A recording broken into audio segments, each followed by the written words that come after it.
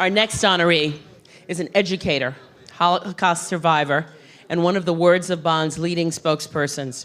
Her name is Sally Frishberg, and she tells a very endearing story of her experience as a child as her family hid from the Nazis. Upon arriving in the United States, she could not speak a word of English. Sally learned English, became educated, and earned her teaching degree. Frishberg believes she was saved from the Holocaust so she could help teach today's generations about the world's mistakes from the past. Please join me in honoring Sally Frishberg. And I'm going to ask Poland Deputy Consul General Marcek Skolimowski to please join us as well.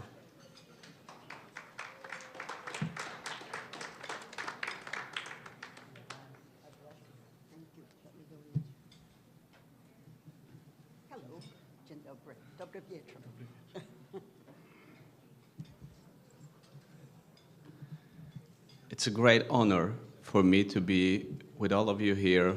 So thank you for the invitation extended to the Polish consulate. And Sally Frishberg reminds me my grandmother who died reaching 100 a couple of years ago. And she was my beloved mentor, the best friend. And she survived revolutions, 2 wars, post-war atrocities, Siberia for 5 years, and then 50 years of communism that we happen to have in Poland. And this is something I really remember. During the communists, all the history books were censored. So we were not supposed to learn certain facts from the Second World War history. We didn't learn much about Holocaust. Simply, there was an assumption that there were only Poles living in Poland. There were no Jews, no Ukrainians, no German minority, just Poles living. So I didn't have a chance to learn that at school. So my grandma was, like Sally, wonderful educator, to teach me these facts. And she mentioned, you know, Marek, you live in the best possible times ever, I remember. You know, because it's more than 50 years we have peace. You have to remember about this fact, but please, don't take it for granted, and it will not last forever unless we spread tolerance and speak truth. And the truth was really important during the communist time.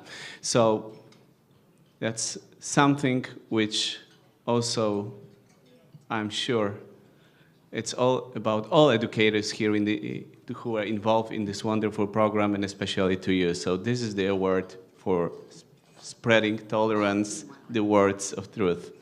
Thank you so much.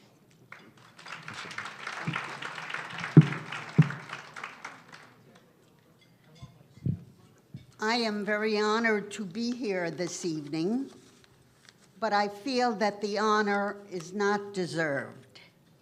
The people who deserve the honor for my being here are well remembered by me, and I'd like to acquaint you with them too, so you can think of them sometimes, be inspired by them, sing their praises to one and all. The world needs to know that there are such people as the people that I honor, because of whom you are honoring me. Among the first people, well, I should also say that the reason I'm here is because I was lucky enough to find a friend, Bill Trilling, with whom I agree on many issues, but most particularly on the issue that we are confronting today, the need to remember the past, the need to learn from the past, the need to convey to the young of today what we have learned so that they can be in some way protected from becoming victims of that which victimized the older generations. And I am among the youngest of my community who was so dreadfully victimized, and you are the descendants in many cases of those who were victimized too. But today, we are not victims. Today, we have the freedom to speak up and to act against the sort of dreadful things that happened before. And Bill and I also agree that the Jewish community and the Black community are particularly well-suited to teach of the evils that confronted our people, because we feel a common pain, the pain born of injustice. And we need to deal with that in every which way we know how. So naturally, I'm very happy and honored to be in your company. But the honor belongs to people who had the courage to act differently.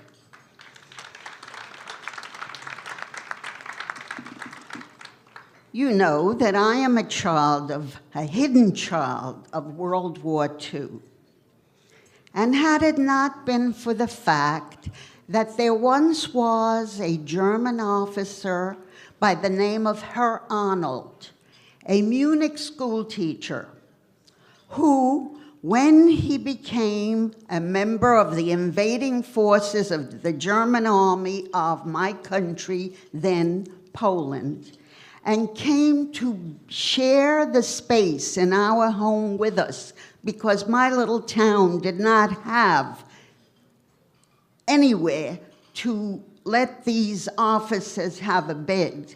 And so they became guests of the people of the town, and he became our guest. And he quickly learned that my father played a good game of chess. And those chess games led to a friendship between these two men, the provincial, inferior, if you will, Jew, and the sophisticated, superior, if you will, German. This man was able to rise above that teaching and befriend my father. And this was the first clue that we had of the fact that this was a war unlike other wars. That we, who were not at all involved, my mother, who was simply a mother and a housewife, we 4 sisters at the time, what did we have to do with war? And yet Mr. Arnold mentored and taught my father to see that which no one else saw, to see the danger on the horizon. And as a result of that teaching, my father began to examine things as they happened. And when in 1942, we Jews in Poland, in my community anyway, were ordered to the train station and told to go east where things would be better, my father said, no, we're not going to go. And my grandfather, who was an idealist, a man who believed that man was becoming ever better and better, said, why? Why do you distrust these people who are so cultured, so civilized, so committed to excellence? Why do you distrust them? And my father didn't know the why, but he knew that Mr. Arnold had said things would not go well for you. And so my father and his father battled over, do we go to the train station or don't we? And my grandfather said, you are a fool not to believe these fine people. I remember World War I, my grandfather said, and these people can be trusted.